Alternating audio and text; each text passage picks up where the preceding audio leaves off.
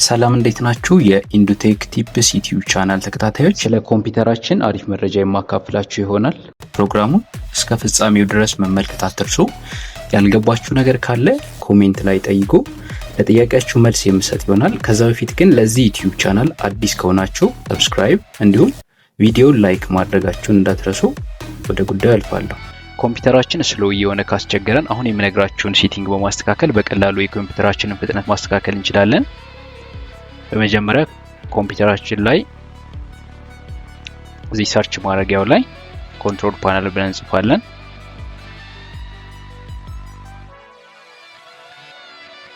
ኮንትሮል ፓነል ብለን እንደዚህ ስንጽፍ የኛው አማራጭ ይመጣልናል። ከመጣልን አማራጭ ላይ እዚህ ጋር እንደሚያሳየው ሃርድዌር ኤንድ ሳውንድ የሚለውን አማራጭ እንነካለን። ሃርድዌር ኤንድ ሳውንድን ከመረጥን በኋላ አሁንም ፓወር ኦፕሽን የሚል አማራጭ አለ። ፓወር ኦፕሽን የሚለውን በመምረጥ ፐርፎርማንሱን እዚህ ጋር ሃይ ፐርፎርማንስ የሚለውን መርጥለታለን። አሁን ሃይ ፐርፎርማንስ የሚለውን መርጬለታለሁ ማለት ነው።